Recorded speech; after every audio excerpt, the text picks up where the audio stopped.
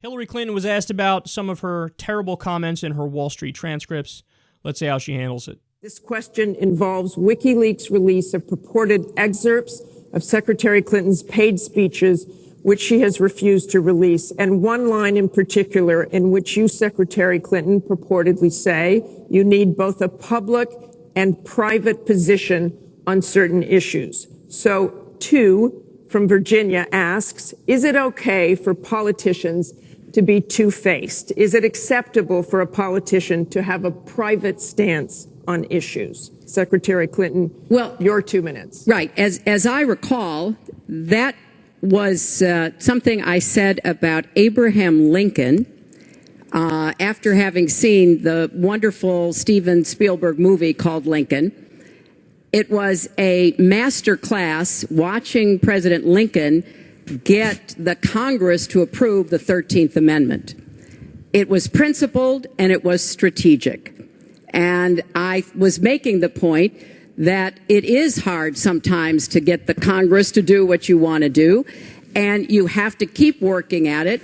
And yes, President Lincoln was trying to convince some people. He used some arguments. Convincing other people, he used other arguments. That was a great, I thought, a great display of presidential leadership.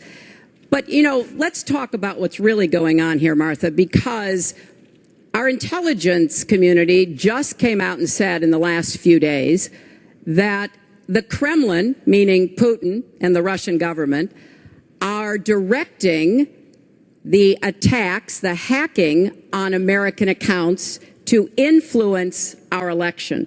And WikiLeaks is part of that, as are other sites where the Russians hack information. We don't even know if it's accurate information, and then they put it out.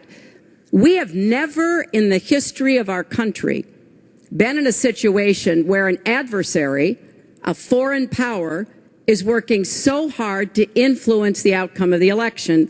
And believe me, they're not doing it to get me elected. Sure, I said some fucked up things in my Wall Street transcripts. On the other hand, Putin. Vladimir Putin. Kremlin. Putin. Okay, Hillary, you sound ridiculous. You have to pivot to talking about the Kremlin and Putin because you said some fucked up shit in your Wall Street transcripts. Stop. It's transparent. This is like Trump earlier, where he's like, Mr. Trump, you basically bragged about committing sexual assault. Oh, yeah? ISIS. Next question. No. Stop. It's so obvious what you're doing.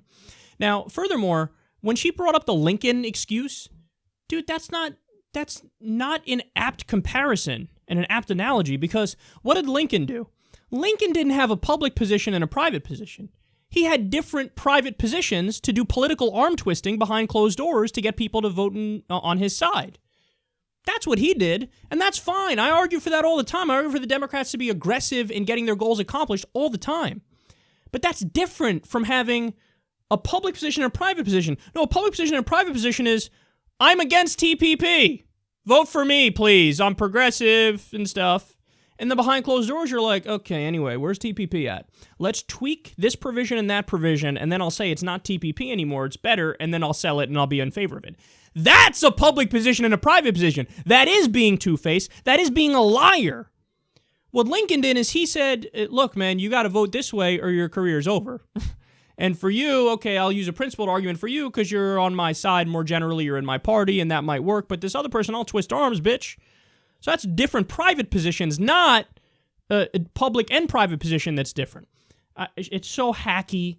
And guys, this really is the single worst candidate to run against Donald Trump. Any other candidate would be up 15 percentage points. Fucking Martin O'Malley, who has the gravitas of a wet dish towel, he would be up 15 points on Donald Trump. Hillary Clinton isn't because she has so much baggage.